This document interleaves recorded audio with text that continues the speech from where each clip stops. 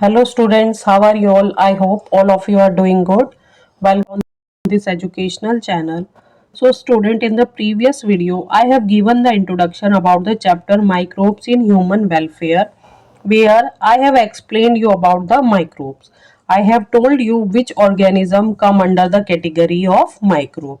So students, all the organisms that come under the kingdom Monera and Protista can be considered as microbes. Viruses, viroids and prion are also microbes. Some unicellular fungi like yeast is also a microbe.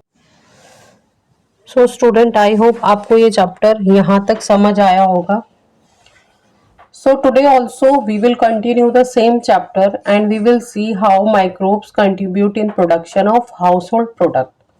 आज भी हम same chapter को continue करेंगे, microbes in human welfare. और आज मैं आपको explain करूंगी कि हम किन किन माइक्रोब्स का यूज करके कौन कौन से ऐसे प्रोडक्ट है जिनको घर पे प्रिपेयर करते हैं. So student, there are number of product that we can prepare at home. बहुत सारे ऐसे प्रोडक्ट हैं जो हमारे घरों में बनाए जाते हैं, but dairy product are most common house hold product that can be prepared at home.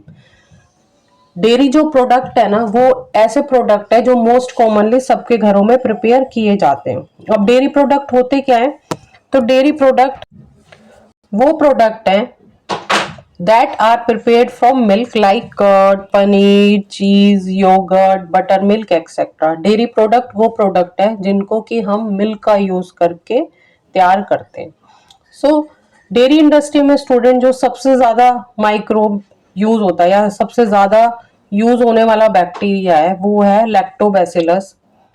ये लैक्टोबैसिलस को डेयरी इंडस्ट्रीज में फर्मेंटेशन के लिए यूज किया जाता है. और ये लैक्टोबैसिलस कौन सी फर्मेंटेशन करता है? एनारोबिक फर्मेंटेशन करता है, जिसको कि हम लैक्टिक एसिड फर्मेंटेशन भी बोलते हैं. लैक्टोबैसिलस कैसे काम करेगा ये मैं अब आपको एक्सप्लेन करूंगी. अभी हम आपको ध्यान रखना है, हम क्या पढ़ रहे हैं? डेयरी प्रोडक्ट पढ़ रहे हैं, जहाँ पे कि हम मिल्क का प्रोडक्शन करेंगे और लैक्टोबैसिलस को मिल्क में इंट्रोड्यूस कराएंगे. सो लैक्टोबैसिलस का रोल हम देखेंगे कि लैक्टोबैसिलस करता क्या है. जब हम लैक्टोबैसिलस को एज अ इनोक्यूलम या एज अ स्टार्टर कल्चर में के थ्रू इंट्रोड्यूस कराते हैं मिल्क में, तो lactobacillus by doing anaerobic fermentation, जिसको कि हम लैक्टिक एसिड फर्मेंटेशन भी कहते हैं, इसके थ्रू वो क्या करेगा? मिल्क में एक शुगर होता है जिसको लैक्टोज शुगर कहते हैं, उस लैक्टोज शुगर को लैक्टोबैसिलस किस में कन्वर्ट कर देता है? लैक्टिक एसिड में.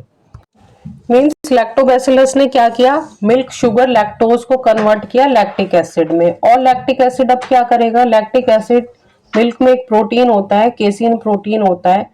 तो ये जो लैक्टिक एसिड प्रोड्यूस हुआ है बाय लैक्टोबैसिलस, ये लैक्टिक एसिड उस मिल्क प्रोटीन को कोएगुलेट करके किस में कन्वर्ट कर देता है? कैल्शियम पैराकेसिनेट में, जिसको कि हम कॉमन लैंग्वेज में दही बोलते हैं. यानी कैल्शियम पैराकेसिनेट को ही हम कॉमन लैंग्वेज में क्या बोलते हैं? दही बोलते हैं. सो स्टूडेंट, जो ह्यूमन इन्फेंट्स और जो काव्स होते हैं उनके स्टमक में भी एक एंजाइम होता है, रेनिन. तो ये जो रेनिन है ना, ये सेम कैसे काम करता है? ये सेम लैक्टिक एसिड की तरह काम करता है. यानी ये भी मिल्क प्रोटीन कैसीन को कन्वर्ट करता है कैल्शियम पैराकेसिनेट में.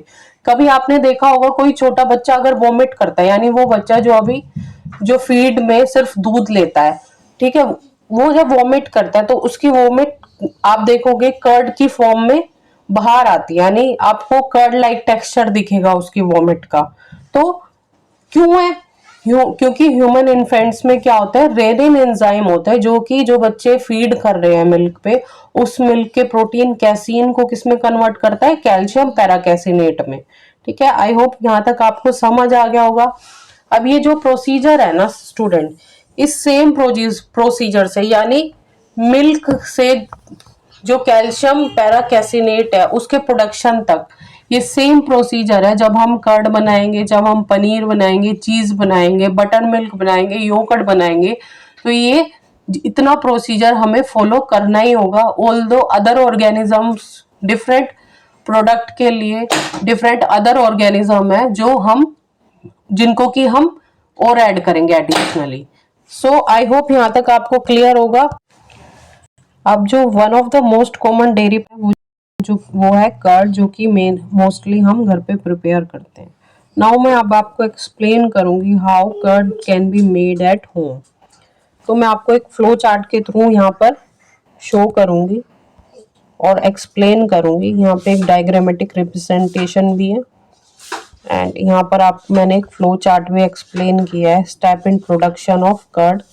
तो वन बाय वन मैं एक एक स्टेप को आपको एक्सप्लेन करूंगी। सो अगर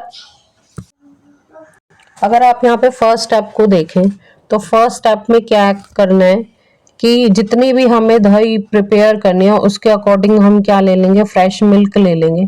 ठीक है, फिर उस फ्रेश मिल्क करेंगे, फिल्टर करेंगे।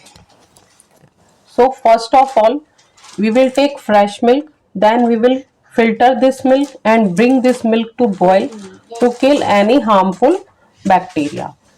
अब हम क्या करेंगे, मिल्क लेंगे, उसको फिल्टर करके क्या कर लेंगे, जस्ट बॉईल कर लेंगे 10 to 20 मिनट्स के लिए। देन हमें क्या करना है स्टूडेंट, जो ये वार्म मिल्क है इसको हमें एक पर्टिकुलर टेम्परेचर तक ठंडा करना है।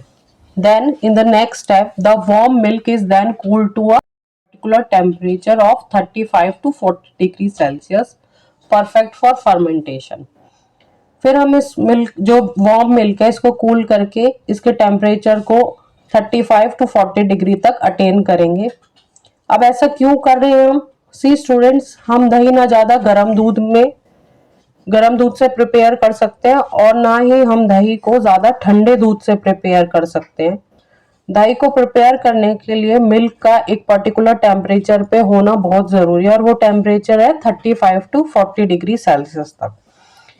तो ये आपका हो गया नेक्स्ट स्टेप कि हम क्या करेंगे, कूल कर लेंगे मिल्क को। ये जो हमने मिल्क बॉईल किया था उसको कूल कर लेंगे 35 to 40 डिग्री सेल्सियस तक। अब हम देखेंगे इसके बाद हम क्या प्रोसीजर फॉलो करेंगे या क्या स्टेप फॉलो करेंगे। फिर यहाँ पर आप नेक्स्ट स्टेप देख सकते हो, मैं आपको एक्सप्लेन करती हूँ। ये है, in the next step we will add a small amount of curd as a starter culture और इनोक्यूलम। हम क्या करेंगे, एक चम्मच दही जो है या थोड़ी सी दही हम उस मिल्क में, जिसको कि हम एक पर्टिकुलर टेम्परेचर पर लेके आ चुके हैं, उसमें हम एक चम्मच दही डाल देंगे और उस दही को उस दूध में अच्छे से चम्मच घुमा के स्टर करके मिक्स कर देंगे। इससे क्या होगा, वो जो बैक्टीरिया है लैक्टोबैसिलस है वो इवनली पूरे मिल्क में स्प्रेड हो जाएगा। ठीक है, अब ये जो इनोक्यूलम या स्टार्टर कल्चर हमने डाला है, जिसको कि कॉमन लैंग्वेज में आपकी मम्मी जामन भी बोलती है, उसमें क्या है, that contain millions of lactobacillus. उस एक चम्मच दही में बहुत सारे लैक्टोबैसिलस बैक्टीरिया है। अब हमने क्या करना है, इतना हो गया, हमने स्टार्टर कल्चर या इनोक्यूलम ऐड कर दिया। फिर हम इस मिल्क को, जिसमें कि हमने स्टार्टर कल्चर ऐड किया है, इसको हम ढक के रख देंगे और 6 से 8 घंटे के लिए अनडिस्टर्ब रख देंगे, यानी रेस्ट करने के लिए रख देंगे। And during this resting period होगा क्या, ये जो रेस्टिंग पीरियड होता है ना 6 से 8 घंटे के लिए, जब हम दही को, जिसमें कि हमने इनोक्यूलम डाला है, जब हम उसको रेस्ट करने के लिए छोड़ देते हैं, तो इस पीरियड को 6 से 8 घंटे के इस पीरियड को हम इंक्यूबेशन पीरियड कहते हैं। और ड्यूरिंग दिस इंक्यूबेशन और रेस्टिंग पीरियड लैक्टोबैसिलस जो है कुछ करेगा। यानी क्या करेगा, लैक्टोबैसिलस जो है एक पर्टिकुलर टेम्परेचर पर ना मल्टीप्लाई करेगा, यानी अपने नंबर को इंक्रीज करेगा। अब जब नंबर इंक्रीज होगा तो बहुत सारे लैक्टोबैसिलस जो है मिल्क में इंट्रोड्यूस हो जाएंगे। अब ये जो लैक्टोबैसिलस है, फिर ये क्या करेंगे, वही जो मैंने आपको एक्सप्लेन किया, मिल्क में क्या है, लैक्टोज शुगर है, ये सभी लैक्टोबैसिलस मिल्क की लैक्टोज शुगर को कन्वर्ट करेंगे लैक्टिक एसिड में।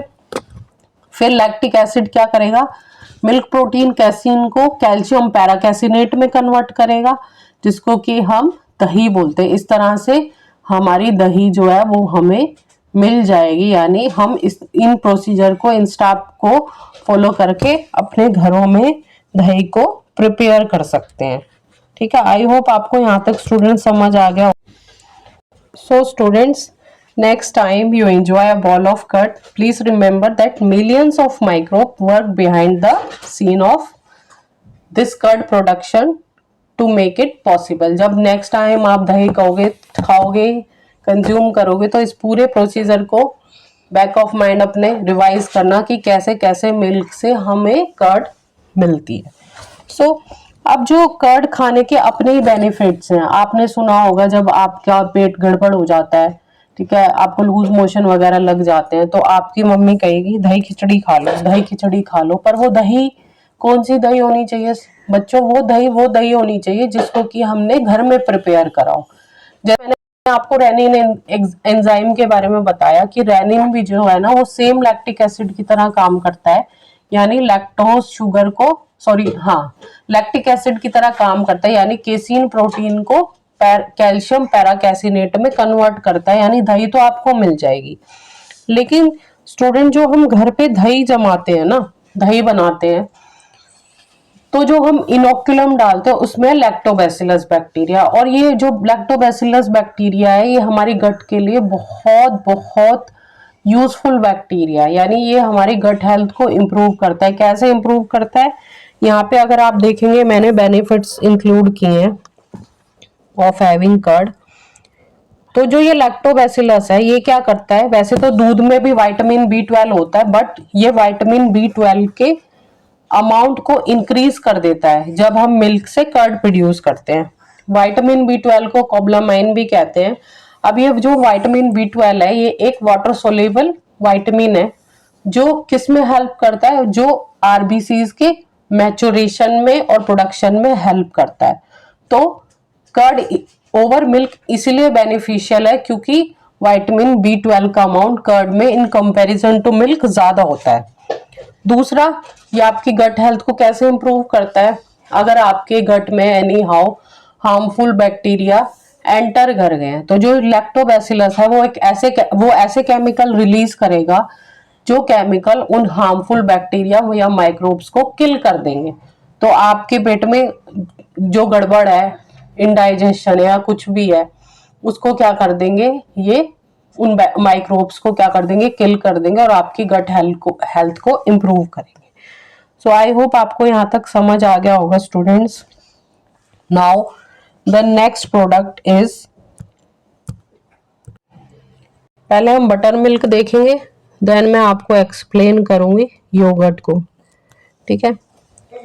एनसीईआरटी में कहीं भी गिवन नहीं है बटर मिल्क का जो है माइक्रोब्स या बैक्टीरिया का नाम, योगर्ट के बैक्टीरिया का नाम कि किस बैक्टीरिया से हम योगर्ट प्रिपेयर करेंगे या किस बैक्टीरिया से बटर मिल्क। आपको बस इतना याद रखना है, कर्ड, योगर्ट और बटर मिल्क के लिए कॉमनली लैक्टोबैसिलस यूज होता है। ऑल्दो अदर बैक्टीरियाज भी हैं जो कि यूज होते हैं, जैसे कि आप यहाँ पर मैंने बटर मिल्क के लिए यहाँ पे नाम मेंशन किया है। अदर बैक्टीरिया क्या है? स्ट्रेप्टोकोकस है और ल्यूकोनोस्टोक है। लेकिन ये आपको याद करने की जरूरत नहीं है क्योंकि ना तो ये आपके बोर्ड एग्जाम में कहीं पूछा जाएगा, ना तो आपके नीट के एंट्रेंस एग्जाम में पूछा जाएगा। तो आपको जस्ट लैक्टोबैसिलस को याद रखना है। अब बटर मिल्क हम कैसे करते हैं स्टूडेंट? तो जस्ट हम क्या करेंगे, जो प्रोसीजर मैंने आपको अभी बताया उस प्रोसीजर से हम कर्ड प्रिपेयर कर लेंगे। उस कर्ड को हम लेंगे, ग्राइंडर में डालेंगे और उस कर्ड को चर्न कर लेंगे। तो ऊपर ऊपर आपको क्या मिलेगा? सॉलिड मास मिलेगा जिसको कि हम बटर बोलते हैं, और नीचे जो है वो लिक्विड पार्ट मिलेगा जिसको कि हम बटर मिल्क बोलते हैं। और इस तरह से बटर मिल्क हमें मिल जाएगा just by churning of curd. इतना आपको याद रखना है। नेक्स्ट जो प्रोडक्ट है वो है योगर्ट, ठीक है। अब मैं आपको योगर्ट एक्सप्लेन करूंगी।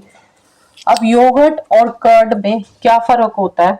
जो कर्ड होता है वो थोड़ा फर्म होता है और जो योगर्ट होता है वो उसका क्रीमी टेक्सचर होता है। यहाँ पे जो प्रोसीजर में या स्टेप में फर्क ये होता है कि जो हमने बॉइल्ड मिल्क है उसको जब हम कर्ड प्रिपेयर करते हैं तो 35 to 40 डिग्री तक टेम्परेचर को अटेन करते हैं, और जब हम योगर्ट यानी स्टार्टर कल्चर योगर्ट के लिए डालेंगे तो टेम्परेचर क्या होना चाहिए उस मिल्क का? 45 to 50 डिग्री तक। तो जो प्रोडक्ट प्रोड्यूस होगा वो होगा योगर्ट, ठीक है। आई होप यहाँ तक सब क्लियर है आपको।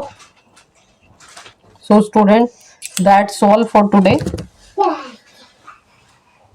If you find this video helpful, please give it a thumbs up, subscribe my channel for more biology content. See you in the next video. Thank you so much. अगर आपके कुछ doubt हैं, आपके कुछ suggestion है या आपकी कोई क्वेरी है तो आप मुझे कमेंट बॉक्स में बता सकते हैं स्टूडेंट्स। जैसे कि मैंने आपको प्रीवियस वीडियो में भी बताया था, मेरे वीडियोस को फॉलो करने के बाद आपको थ्योरी के लिए किसी अदर वीडियो पे जाने की ज़रूरत नहीं है। थ्योरी आपकी यहीं कवर हो जाएगी इन्हीं वीडियोस में। आपको just previous year question board के लिए भी और आपके नीट के एंट्रेंस एग्जाम के लिए भी PYQs को सॉल्व करना है।